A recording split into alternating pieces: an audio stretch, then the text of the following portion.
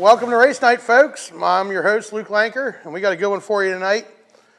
Before we get started with our guest, I want to thank Superior Homes and TA Ward Construction. Both of them companies came on and do a lot for us. And I want to thank Brandon Glorioso, Tom Landis, and Mark Weary for everything they do for Worley. I'm sorry, not Weary, for everything they do for us here at the show. We'll go over last week's winners. The Grove rained out, which was a good call for anybody that was on Facebook crying. I live about 5 minutes from the Grove, and it poured all night, or rained all night. Lincoln on Saturday was Buddy Kofoid in the 71 won, and the 358 was Hayden Miller. Port Royal was Logan Wagner in the 410s, and the 360s was Jason Schultz. And then Port had their late model race on Sunday, and Greg Satterley surprised everybody and won again. So let's keep our servicemen and women in our thoughts and prayers, and thank them for everything they do for us. This weekend, Friday's the Grove. They got USAC wingless there, so if you can get a chance, make it out there. They got 410s too. Then you got Saturday's Port Royal, Path, Hagerstown, and Lincoln, and BAPS. They're all running. So there's plenty of tracks this weekend to get to, so get out there and make it happen. Again, if you want to call in, ask our guest a question, phone number is 717-334-3000, or you can comment on Facebook Live, and get on it, and we'll ask Billy here. And so, sorry it's taking so long, folks, but we're a little late because of hair and makeup. Well, makeup for Billy, he did his own hair. But Billy, thanks for coming on. This is Billy Bryan, Jr., Wingo Super Sportsman driver now, and he'll tell us his history that goes back before I was even born. But thanks for coming on, Billy. No problem. So I guess we'll start with, you can tell us about your family, if you got a wife. Yeah, my wife Heather, my daughters Brooklyn and McKenna. They definitely my biggest support system for all of this and everything. But as far as my other family, I have two nephews that race for my brother's sons. My brother used to race. My sister's son is crew chief for Jeff Halligan. My brother-in-law helps out Jeff Halligan. So, I've been going to races since I was in mom's belly. It's been a long time. And how old are you? 52. Well, just about 52. Really, that's 51. It. Mm-hmm. Oh, wow. So you were born. Yeah, I was just guessing how old you were, but I wasn't nowhere close to 51. Now, what was the first thing you ever raced? Actually, the first thing I ever raced was I think it was a Sportsman Micro. And it's kind of funny. I ran at Clyde Martin when I was 16, probably 4 or 5 times for Ben and Lee Miller. And it was back kind of yet when they were making their own frames and making their own, building their own motors. And this had a quick change rear in it and a drive line and stuff. And it was long enough ago that it was a bolt-on cage. Wow. And then after that, I think I started in a limited late model at Port Royal, and I ran a few times when I was 17, and then mostly throughout 18, being 18, and then I think I ran that for a year and a half or so, and when I turned 20 is when I jumped into 410. Was that your own 410, or? Yeah, I would say my first year there, Dad definitely helped us get everything we had, and get started and that. And my first year though, when I was running the late model, Bobby Weaver drove for him in the sprint car yet, and we were both running Port Royal. Then when I got my first sprint car together, I actually ran Clinton County and Port Royal, and Dad was racing with Jim Nason's car at Selinsgrove. So kind of threw me to the wolves, and he had a guy or two with me that he trusted a lot, and we went racing. And I learned a lot, but I crashed a lot. Yeah. And is Cliffy older than you or younger? Nah, Cliffy's younger. He's 7 years younger, but he actually started right about the same time, and raced go-karts. Gotcha. He actually he went with a buddy of his and their dad, and I think he raced go-karts from, I want to say 12 to 16. And when he turned 16, he climbed right into 410. He wasn't far behind you. No, no. And then you ran 410 for a long A time. long time. I started running 360s, I want to say a little bit in 1999, and then I think mostly 2000. Tom Book and my dad owned a car together. I still had the 410 at that time and ran it some, and then ended up getting rid of that.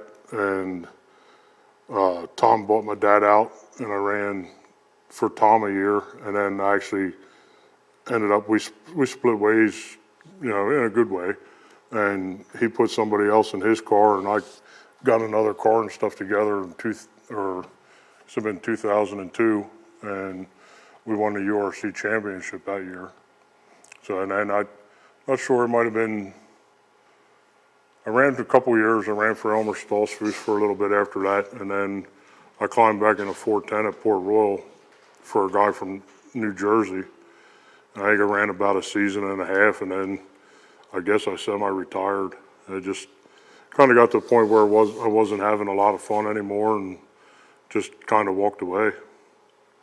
And now I did hear that you ran the Weichert 29 at one point. Yeah, I'm not too good with the years anymore, but I want to say right around 98, something like that. It was towards the end of everything there. I think maybe Dave Ely drove for him after me a little bit, or maybe it was through one of his sons. I'm not sure, but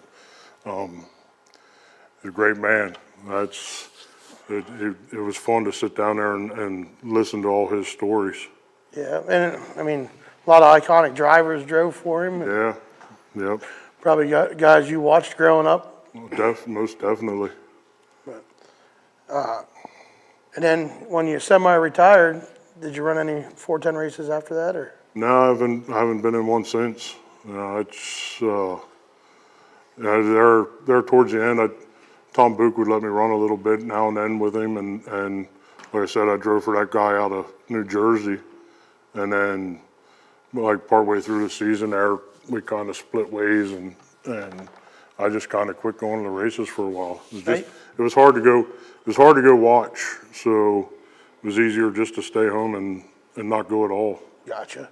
Now, you have a championship at Lincoln, or is that the 360? I have a 410 championship at Lincoln. Who were you driving for then?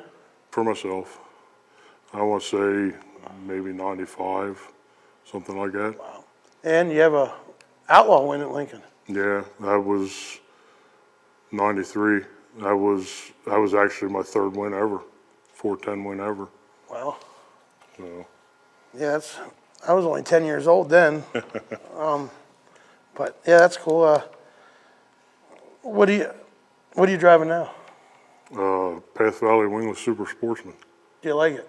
Yeah, I do. I enjoy it. It's fun. Out of all the classes, how would you rate it?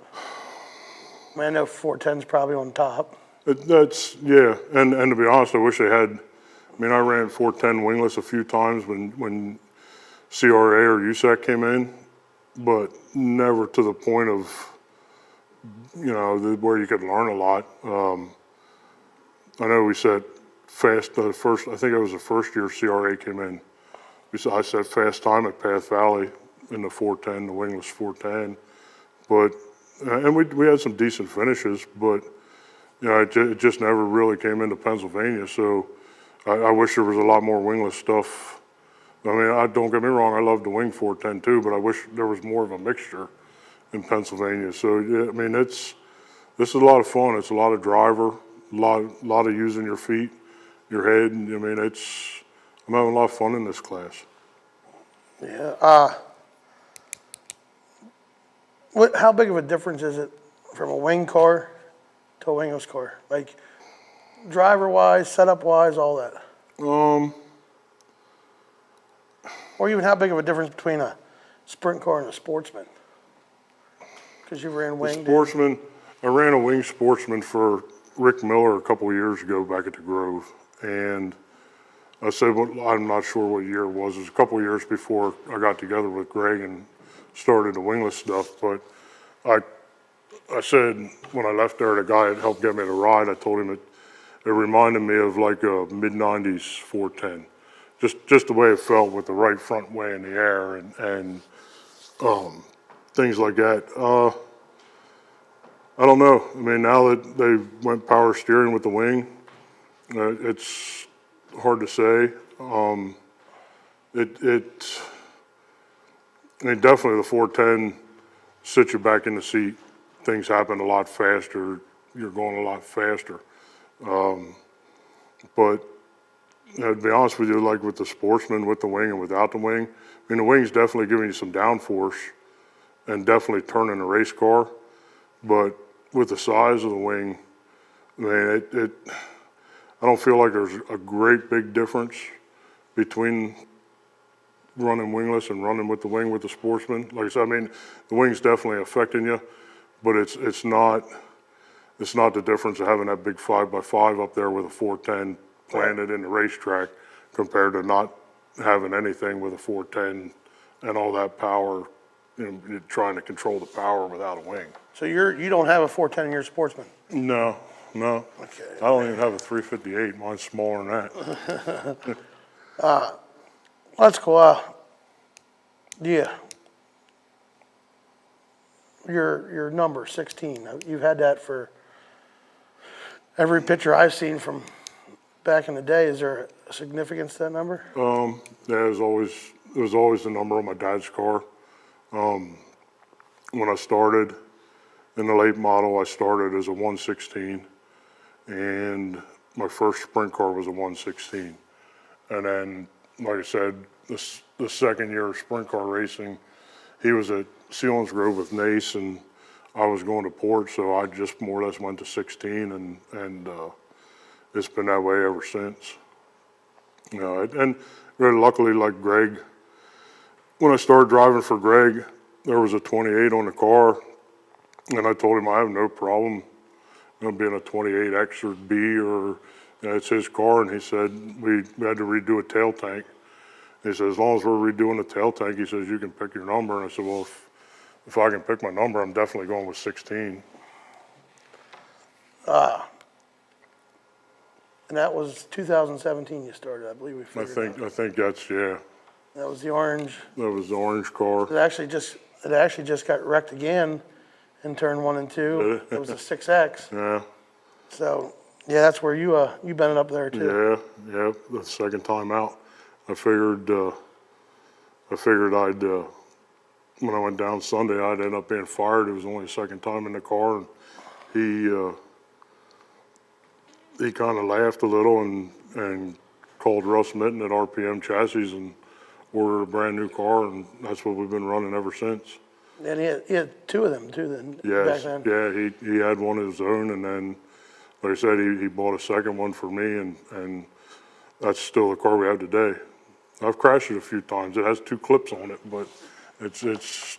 I mean,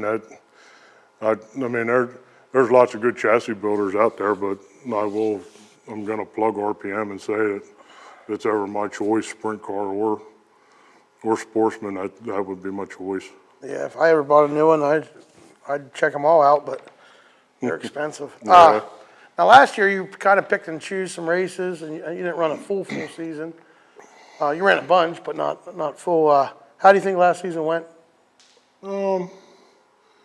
Okay. I mean, part of not running all the time, you're not quite as sharp.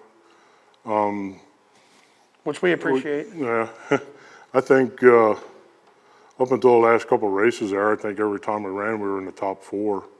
I got in a couple skirmishes the last couple of races, but I mean, it for what we did and the amount of racing we did, we had a decent season.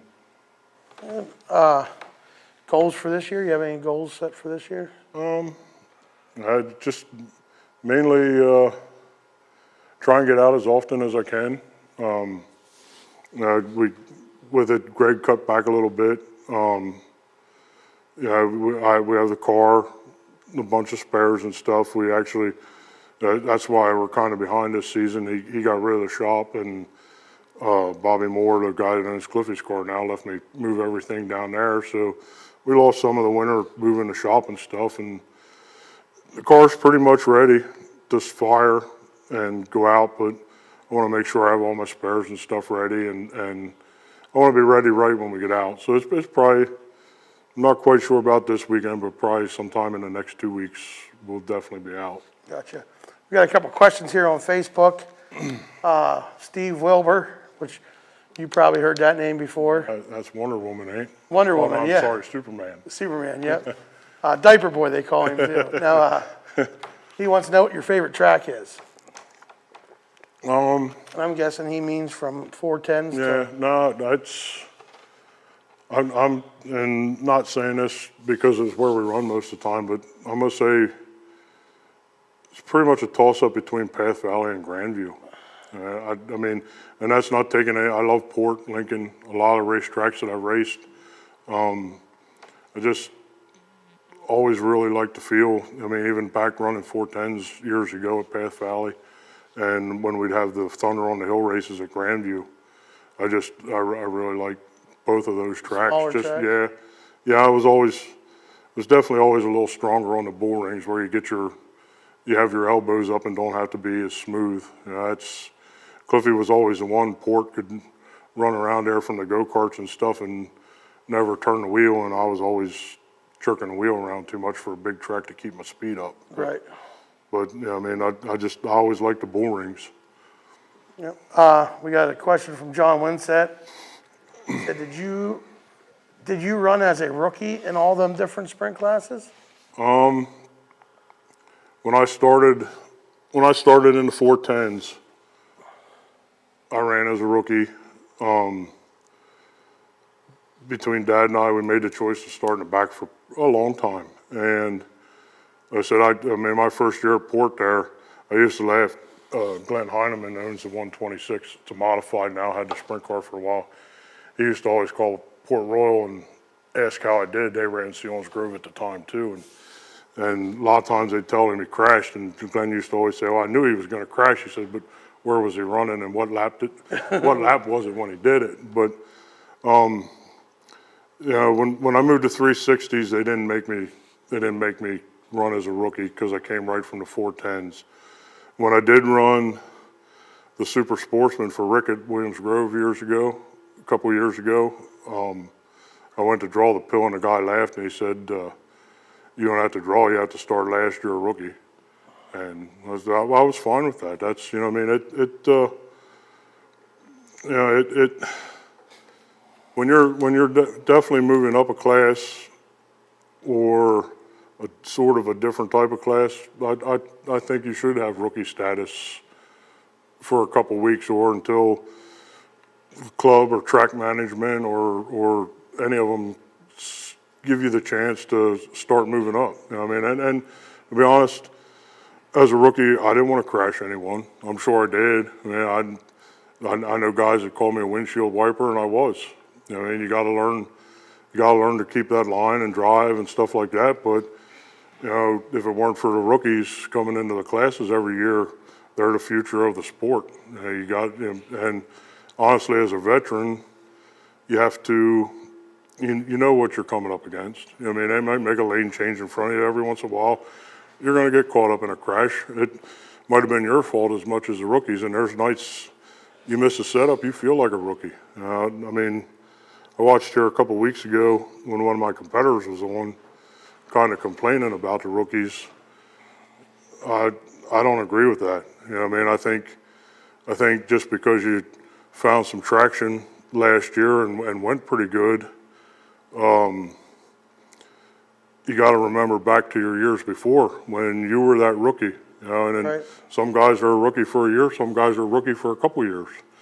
And those guys deserve as much track time as what they can get too. I do think they should start in the back and learn. my advice is to learn kind of slow because I tried to learn too fast and went through a lot of equipment. Yeah, it was my first year, and it was 2015 at Path, and I know I came out beginning of May, and of course I was thrown to the wolves. I didn't practice or nothing with the car, and I helped Dave Conrad. Of course, you know how setups on one car is different from another car, and one guy, we tried to put his setup in. Luckily, I was starting in the rear, and then once I finally got to where I could pass, and that's what. My grandfather always told me, he raced back in the 60s, he said, if you can't pass the guys in the back, you're not going to pass the guys in the front. No. So, but yeah, we definitely need rookies. No, they're the future of the sport. It's the future of the class. It definitely, I look at, like you said, it was 2017, I think, when I started running for Greg somewhere around June, and we ran a couple shows that year. And I can remember going to Path on a Sunday and having 9, 10 cars. Now it's right around 20 every time they're out. And I think Steve commented one time, there's 30. I think we have actually 40. All but 40 cars Yeah. that are planning on running wingless at one time or another. So, if it weren't for the rookies or guys moving classes or stepping up, or you wouldn't have that amount of cars, and there probably wouldn't be the class right now. Right. All right, folks, if you have any questions, Facebook Live or 717-334-3000. Billy Bryan will answer any question. So we got some more here. What was your most memorable win in your career? I was lucky. I had some big wins, with the Outlaw win. Won the East Bay Nationals, won King of the Hill at Grandview, and stuff like that. But I would say, looking back, I lost my dad probably, it'll be 21 years now. And probably my first win at what was Susquehanna then, with my dad, probably is the most memorable. Don't get me wrong, the smile on his face from the Outlaw win and some of the other stuff was great, but probably looking back, that first win with Dad there was probably, I'm going to say, my most memorable win. Have you ever been lifted in victory lane? Yeah, by you. I had to jump pretty high, but Yeah, you got me up there. You helped. Then, so that was who was your icons in racing growing up? Who'd you look up to, or even still look up to? Well, like I say, as far as Dad's, I grew up pretty much racing. Dad had modifieds when I was young. Gary Golub drove for him. I learned a lot from him. Bobby Weaver, I learned a lot from him. Driving for Dad, Jim Nace taught me a lot. The last year there, he kind of went through a couple different guys and just ran some special races. Billy Pouch, Dave Kelly. That first year at Port Royal, Randy Wolf would give me a lot of advice and help me. And I know that a lot of the times, and that's another thing for the rookies. They wanted to see me go good, but they also wanted to see me go down the straightaway straight. and not be that windshield wiper or hazard. So I must say, as far as learning the most about racing, my dad taught me the most that I probably could have learned, even though he really wasn't a driver. As far as a driver, I don't know that he ever wanted to teach me what I learned, but I watched and studied Fred Raymer as much as I could. And I raced a lot against him at Lincoln, all over the place, but if I wasn't racing, I was in a turn somewhere, and I was paying attention to what his car looked like, what his arms were doing. I watched him at the Grove one night. It was slick, and it almost looked to me, he was in the middle of a turn, and you could see his head bobbing, almost like he was counting to where he wanted to start rolling back in the throttle. And maybe it wasn't that, maybe it was just something else. But like I said, I learned the most from him. Got a couple more here. It says, do you prefer power steering in a Sportsman, or should they have stayed manual?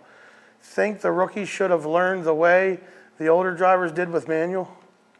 You answer that and then I'll have my take on it. I'm a bigger guy. I didn't mind the manual steering when the car was right. The first time I ran Path Valley with you guys and the car wasn't right, I think the first yellow was lap 5 or 6, and I looked across at the scoreboard and swore the race would have had to have been half over. That's how wore out it had me. But I think as far as growing the classes, like I think Cliffy, my nephew, he's probably big enough he could handle the manual. I have another nephew coming up through 16 now, Marty. He's a smaller kid, and there's no way he's climbing in a car with manual steering. And I think for Baps and Path Valley both, with the Sportsman, it wasn't a bad idea to go with the power steering because it opens it up for drivers of all sizes, all types to get into Sportsman racing. I probably would still be with it with the manual, but I'm getting older and I made a living from my neck down, so I don't know that my shoulders would have handled the last 3 or 4 years of manual steering. Now with the wing on, it's different. A few times I ran with the wing car with the manual. The wings keeps just enough of weight off the front end that it's manual, it's slower and stuff like that, but it's not like the wingless car where you get in there on the right front, and if you get in there on the right front too hard, you're stuck there and Yep. You're fighting everything, fighting to get turned and then fighting to get back straight. I know when they came around and asked everybody about manual that year, that was in 2017, they came around, there was like 4 no's. I was one of the 4, only because I could make up ground. I was younger, and I'm a bigger guy, so I could make up ground when everybody else wore out. Yeah. And most of my passes came from halfway point on, and everybody always asks me, like, why do you get faster at halfway point? I'm like, I don't get any faster. Everybody else just gets tired. Now, when it came to a heavy track, I didn't like it, Yeah. when it was real heavy. And another thing I think power steering helped was they weren't making manual boxes anymore. Yeah. We were like you said, when you started, there was some nights 12 cars. Some nights we'd get 15, 18. But there was cars sitting that had everything but a box. But a box. So when you went power steering and opened it up, that they could bring them cars in, smaller people. I know Jason Failer, when he first bought his car, he was going to run manual until he practiced with it, and he decided power steering all the way. But yeah, I think, it's just like a lot of people said, that's how Sportsmans were made. But Sportsmans were also made with in-out boxes, and we upgraded. Yeah. They were made with, steel axles and wheels. It's just innovation. I think it's great that both of them are on the same page now. So if, one night we're off or something, or you want to have options, you can run winged or wingless, and really there ain't a whole lot you have to change. And that's a big thing too. Like there were a few nights there we rained out at Path and Baps was racing, which is on the way home. And rained out early enough, could have stopped, but till you got the power steering out and the oil all over the bottom of the car and everything else to get the manual in and change the things that you needed to change to run, you really didn't have the time to stop and do it. Like you said, now the guys can, if there isn't a wingless race that night and they want to go to Baps and run wing, they can. A guy wants to take his wing off at Baps and come to Path and run or one of the other places, they can. And I think that's a good thing. Yep. Another question is, have you ever ran modified? Yeah. We were at Delaware International years ago with a 410 race, and Fred Raymer was supposed to run a modified for a guy, and then ended up he didn't want to, and he told him to ask me, and then I actually ran that 2 or 3 times for that guy when we were down there. The first car Dad and Tom Book ever bought was a small block modified, and we started to do that for a little while. Not much success after learning everything sprint car wise. I started to realize everything you wanted to do to the modified was opposite. And the last time we ran was a 50 lapper at the Grove, and I think I started 32nd right before lap 25, I was 12th, and the motor blew. And then after that, that's when I got rid of that and bought the URC car. But I've run modifieds, ran 270 micro at the farm show twice, ran a slingshot at the farm show twice, limited late model, super late model. I said the 360, the 410 Sprint, the Sportsman with and without a wing. We got to take a break here shortly, but we got another question. It says you get to race one final time. What track is it and what type of car? Think about that while we're on break, and we'll get an answer when we come back. But folks, we'll be right back.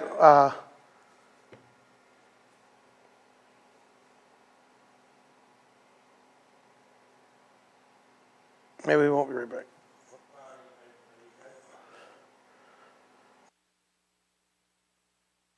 Race Night is brought to you in part by Superior Homes. Check them out online at superiorhomes.com.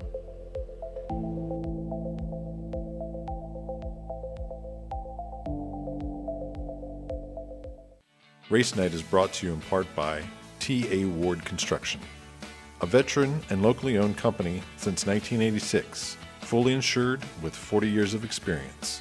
Call or email to set up a time for a free estimate.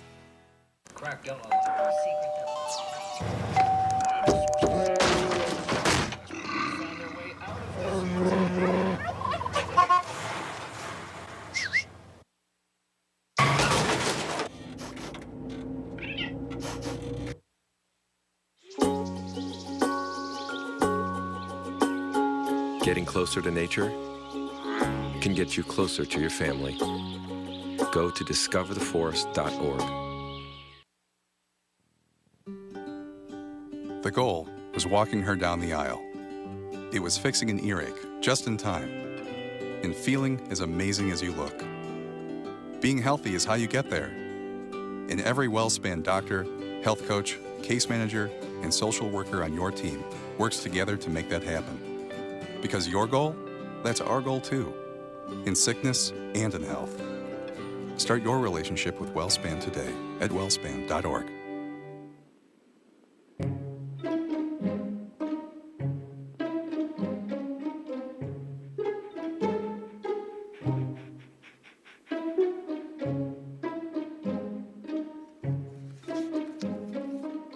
Oh, sweetheart. Gonna give you a hand? No thanks, Dad. I got it. Okay. I'm gonna go fix the lamp in your room. You don't have to be perfect to be a perfect parent. There are thousands of children in foster care who will take you just as you are.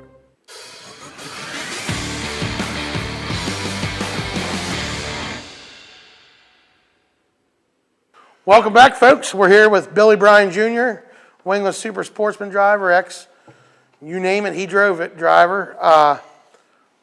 Remember, if you have a question, 717-334-3000. We're going to get back to that last one there if you could.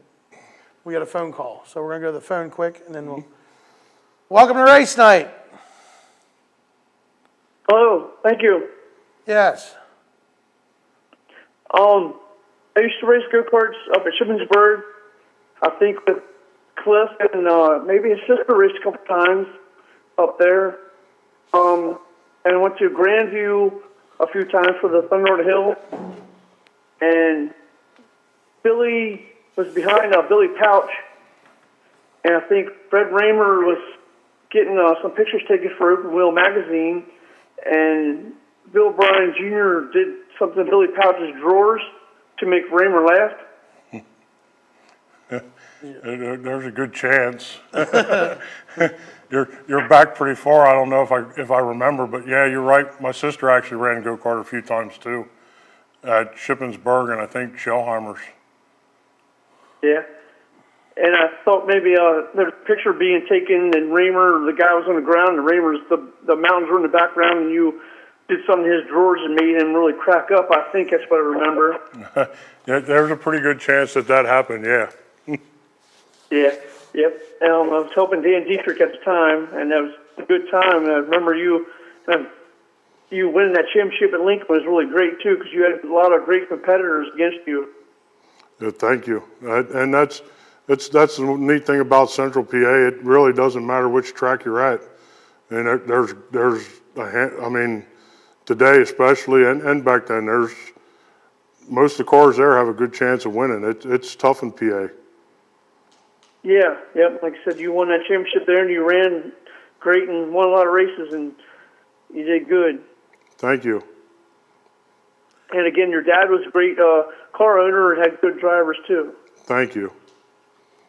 Yep. All right. Congratulations and good luck in your future, man. Thank you. Yep, thanks for calling in, buddy. Yep. You're welcome. Thank you. Bye. Yeah. So before we went on break, what you get to race one final time. What track is it and what type of car?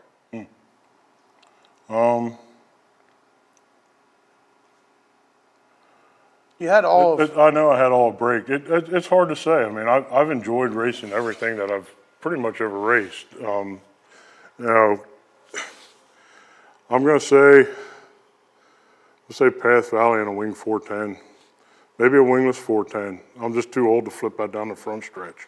But Well, folks, we have a 410 race coming up at Path Valley. Billy Bryan's looking for a ride. I hope it's not his last race, but it would help me with my racing career if he wasn't there. But no, so wing 410 at Path Valley. That'd be cool to see. I mean, well, I know I watched some videos of ones, but you wrecked in that one I watched. Another question: have you ever flipped your wingless? And if so, what was the scariest flip you ever had? yeah, I've been upside down a few times in the wingless. And then your wife commented, probably the one where Luke was on top of him. Yeah, that one there you flipped. I was still on my wheels. Yeah, I flipped But on top of you. And I think the worst flip I ever had was probably at Georgetown, Delaware. I think we were running third, and I broke a U-joint coming out of turn 4. Kenny Adams was right behind me in the Scapetta 59, and he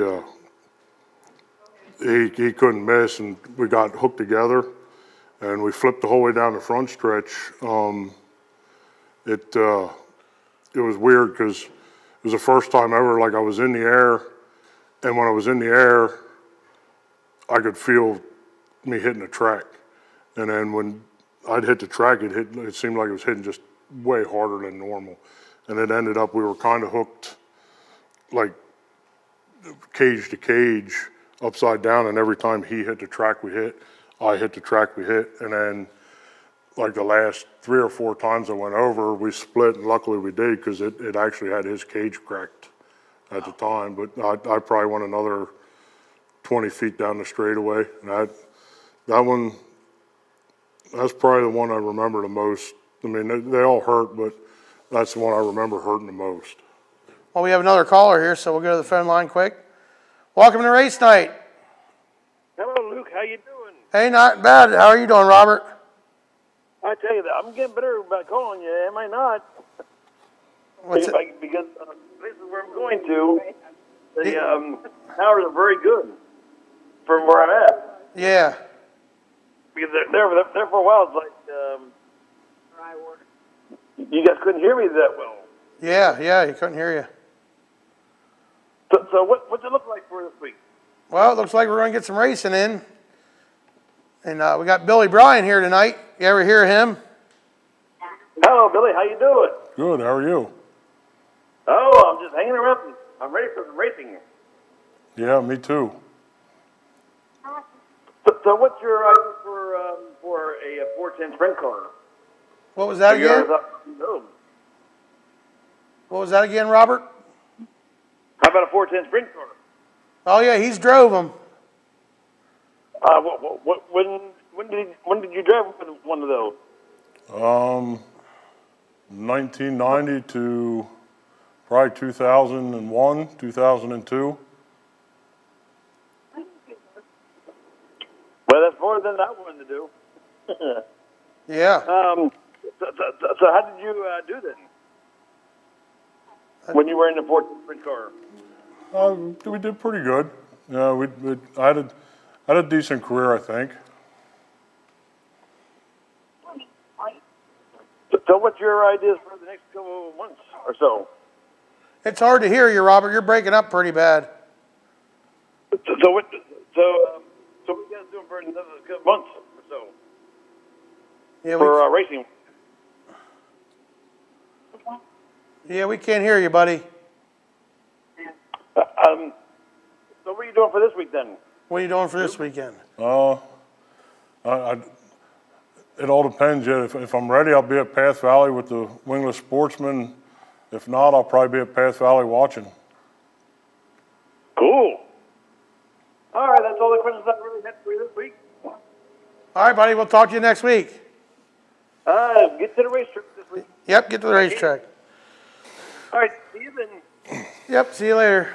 So, Anthony Jackson, Tony Jackson, I'm sure you remember him. Yeah. He said that the last 2 years he raced with Billy at Path made him a better driver, and you're a good hard-nosed racer.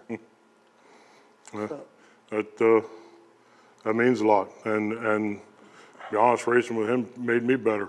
There's a lot of good guys racing there, and when you have a good competition is what makes you a better driver.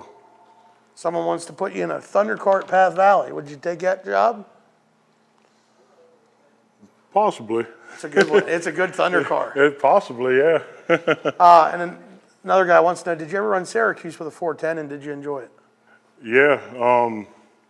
We ran, I'm not sure how many years of 410 I ran there. I did like it. It's a weird place. It takes you the first couple of times there to learn how to race the racetrack, and another couple of times to learn how to pass. I think with the Outlaws, I think we had I want to say my best finish there was a 7th. And then we went in 2000 and 2001 with the 360s with URC. And the first year I got spun going for the lead, went to the back and was passing someone for 5th. And we got together and I backed in the fence and it bent the tubes and pretty much destroyed the car. But and the next year we went back, I believe I finished 2nd to Kurt and Michael. But it's neat. It's one of the only places, the wind affects you everywhere when you have a wing on. I mean, back when I raced, they didn't talk about dirty air and stuff like they do now. I'm sure it was there, but guys weren't dipping to the bottom of the straightaway at the Grove to get out, getting clean air and going back to the top to run and stuff like that. But a crosswind at Syracuse, it was a little iffy. You'd get down the front stretch and get to where the stands were, and you'd clear the stands and there'd be a crosswind, and it was nothing to pick a sprint car up and move it 1 or 2 lanes one way or the other and set you back down just as you're entering the turn wide open, probably about 170, 180. You know what I mean? It's probably one of the only places I backed off one time for the 360s ran there with the 410s. ESS used to have qualifiers for Syracuse, and I came up on one of them one time coming out of 2 in practice day, and I got out of throttle, and if you ever see pictures of Syracuse, your right rear looks like a drag tire, and it gets skinny and it stood way up. I got out of throttle, and that's after you learned how not to lift there, racing. Once you lifted the first time too quick, it scared the hell out of me, and you didn't lift again. We have another caller, so we'll go to the phone lines here. Welcome to race night. Hey, Mr. Luke, Mr. Ken Latz here. Hey, how are you doing, Kenny? Hey, Billy, how's that outlaw win that you got? That was pretty good. That was good. That was neat. I mean, that's something that is always going to be in the record books. I still am one of those guys that it was a long time ago, and I feel you're only as good as your last race, but that's one that'll always be in the record books and always remember. Yeah, working with Bud Snyder all those years, and he always had good things to talk about you and your dad and your brother. You know, he enjoyed talking to these guys. Definitely wish he was still around to be able to bullshit with all of us.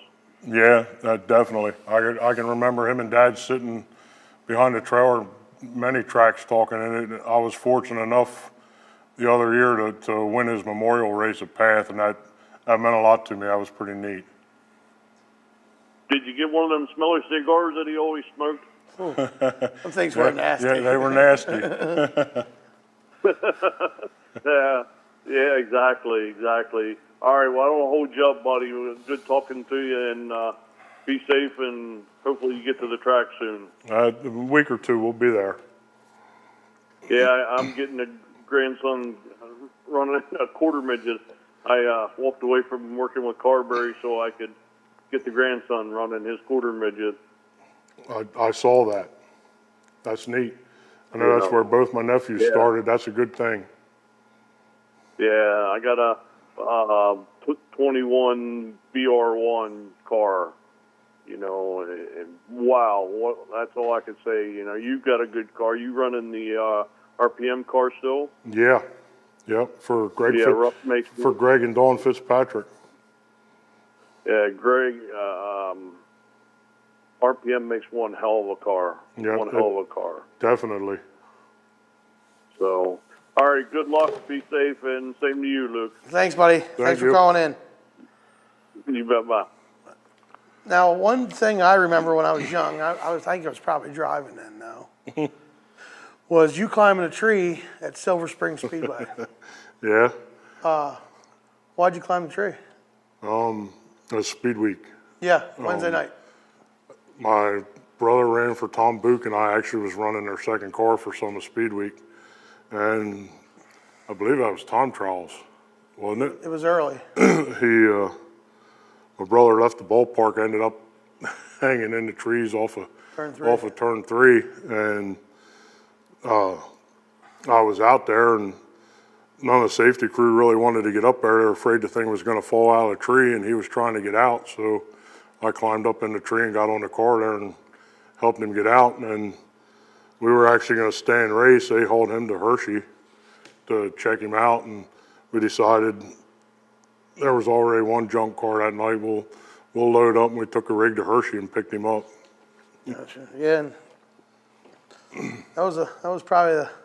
that's the only thing I ever remember of your brother is him being in the trees. But he did the same thing in Lincoln one night. I think, because I'm going to say it's the first and only time he ever ran wingless. And he came down the front stretch there in Lincoln, and if it would have stuck, he was fast time for sure. But he went barrel rolling down the concrete, and it didn't stick. Didn't stick. No, Didn't work. That didn't work. What's your favorite kind of track? Wet, heavy, dry, slick, smooth, rough? I'm old school enough. I think that I've always kind of liked the wet, heavy, rough. You know what I mean? I like. It's kind of different today. Today's lightweight stuff, or today's standard stuff is a lot lighter than the lightweight stuff of years ago. Right. So I understand when guys complain when the track's rough and stuff like that, but I always looked at a rough track as taking a little more skill one way or the other too. I mean, it takes skill to drive a slick track, but it takes some skill to run a rough track, to use the holes the right way, or to miss the holes, or to split the holes. And I don't know, I always kind of liked it heavier and rough. I remember when I started at Port, the cushion would only get about halfway up the track. You could run the bottom, you ran the cushion, and Todd Schaefer, Bobby Weaver, guys like that, a lot of the real good guys at Port, they drive all four wheels above the cushion. You know, and the cushion would be like this in the middle of the turn, but they'd have it beat down going in and coming out because they were all going in there four wheels above the cushion and going. Yeah. Well, we have another phone call, so welcome to race night. Hey, thank you. Hey, Billy, I saw you ran an incredible race at BAPS there last year, and there was like a long red flag, and then you guys all got past like you were sitting still there on that final. I was wondering, were your tires that bald or? No, I'm not exactly sure what happened that night. I know I was good. I mean, we got going pretty good and got to the lead quick. My nephew was real good. He spun out, went to the back, and not sure how many laps were to go there when he passed me. Had the lead, and we kind of stuck there with each other, and you know, it's just one of them nights with a few to go. Somebody must have found something in the middle and drove around us both and found some traction there somehow. Drove around us both and put a straightaway onto the end. Yeah. Yeah, you and your nephew were racing it out pretty good there. That was an entertaining race. Thank you. All right. I'm not sure what the red flag was. Was that when you ran out of fuel, Luke, or? No, I was in the earlier red flag. Okay. I was in the earlier red flag. Yeah. All right. Well, thank you. Keep Thanks up for the calling good in. work. All right now. Yeah, I guess that was a Finkenbinder race. He's It was talking the about. Finkenbinder, yeah, last year. Uh-oh, losing the sign. Well, you're leaning too hard. No, I'm just back messing with you. It's just so. Someone said Billy Bryan Jr.'s World of Outlaw win in '93 at Lincoln was badass. Maybe one of the biggest upsets against the World of Outlaws. And then they said great racing career. That's great. Yeah, I don't even remember it. I just heard about it. Sponsors and crew. I mean, I know you got a ton of people over the years you want to thank, and probably some now. Yeah, I mean, there's really too long a list over the years and stuff like that. You know, one of the biggest ones was Vaston Hastings, C&B Mushrooms years ago. Yeah, everybody that helped out was What just for as mushrooms important. were they? Huh? They were good. They were the good ones. Good mushrooms, okay. No, and I mean, it's a shame. I know Chubby just passed away a little while ago. He was a great man, great for racing, helped everybody. I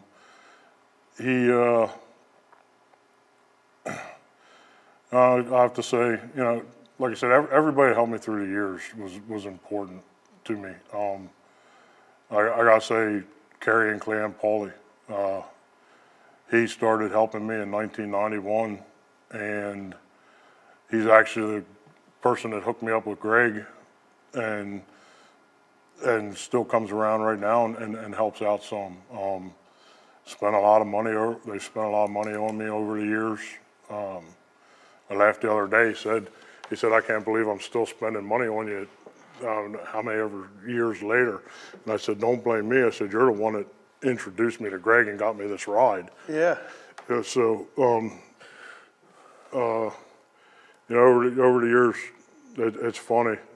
Like my dad's crew, when we kind of switched over and Dad stopped running, they all started helping me, and it's a shame, but I mean, there's only one of them left, and when he goes, that's gonna be hard. You know, it's hard to see them all go, but there's that one part, and I've always called him an uncle from the time I was little. You know what I mean? So, you know, the last couple of years here, sponsors with Degree Engineering, Patriot Cranes, you know, and then Elias Tire and American Racer, Ely Fabrication, Roadrunner Fuels, you know, Greg Fitzpatrick. I must say, between Greg Fitzpatrick and Tom Book were probably two of the best car owners I ever drove for. You know, and I know he's getting anxious for us to get out. I'm getting anxious to get out. You know what I mean? I don't know how many times we'll get out this year, but we're going to be ready, and hopefully when I come out, we have some good runs. You know, I can't thank him and now his wife Dawn enough to give me this opportunity again. You know, I mean, I was done racing for a couple years and got this opportunity, and in the last couple years, I think together we've got 19 wins or something like that I never would have had. I mean, I do enjoy going to help my nephews, and like I said, you know, Cliffy's already there in the class, and Marty's 16, be 17 the end of the year. It's probably soon. I'm not ready to quit. I'm not saying that I'm gonna event, you know, the end of this year or anything.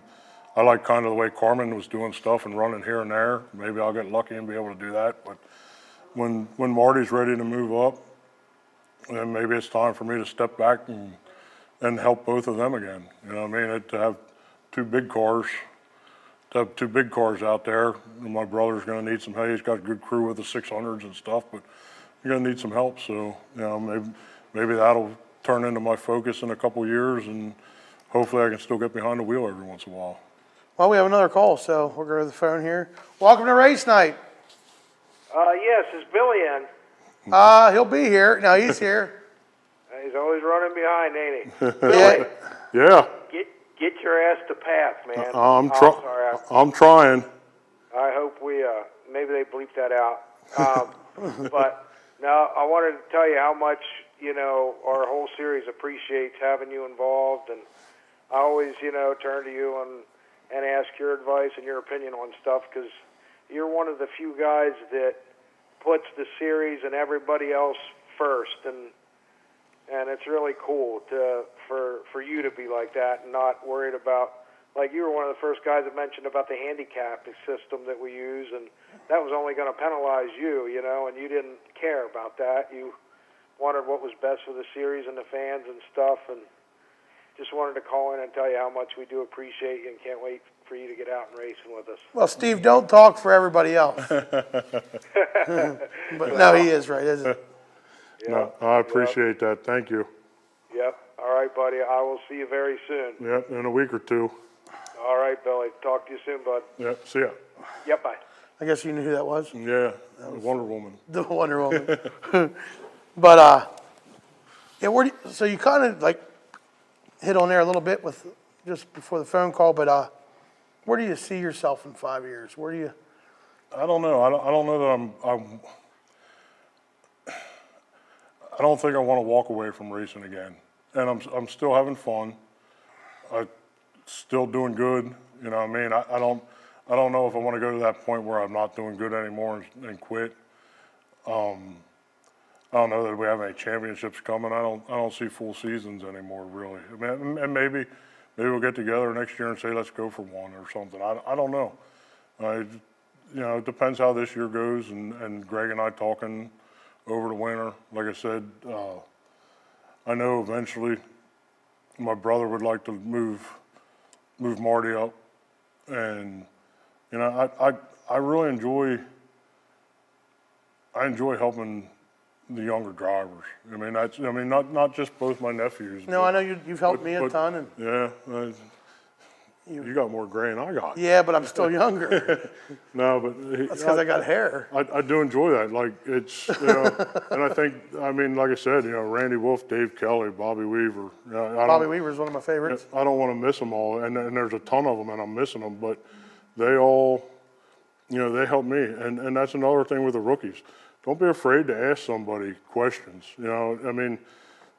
If somebody's trying to get ready for a feature or heat, they might blow you off a little bit, but before drivers meeting, after races are over, stuff like that, Even during the week, I know I've called you during the week. Yeah, and I remember the first time I ran wingless 410 at Grandview, first time USAC came in, I was a little out to lunch, and I remember Vern Sweeney came down, and some of that was the same thing. They wanted us to at least drive straight. He come down and he helped me out with shocks and all kinds of stuff, and like I say, 2 nights later I set fast time at Path Valley. I know there's a lot of times, like right now I'm, I think I've had more rookie cars in my garage in the last, every year I've had somebody else's car, whether it was Epley, Adam Meyer right now, he's building one for his boy, Jonathan Clay's cars. Yeah, I'm with you, I absolutely. But we have another phone call, so welcome to race night. Hi, first-time caller, long-time listener. Hey, Billy, it's Tripp. How are you? Good. How are you? Good. Hey, I just wanted to tell you, I still remember that year. We were fortunate enough to win, the championship there. After my son's passing, and the time we spent there in Victory Lane when you won that last race. And just want to let you know that's one of my very fond memories, and I appreciate that. And I certainly hope that we get to see you this year at my son's memorial race again. Yeah, I'm going to tell you now, it was one of my great memories too. It meant a lot to me seeing you guys. I wanted it too, but it meant a lot seeing you guys win that season. And I told you there in Victory Lane, I think it was meant to be, and everything works out for a reason.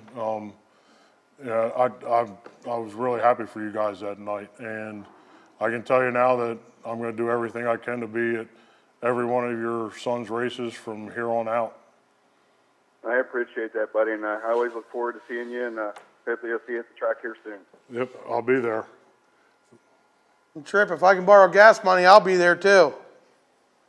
We'll see what I can do, my friend. All right, buddy. Thanks for calling in. Thank you. All right, take care. Bye.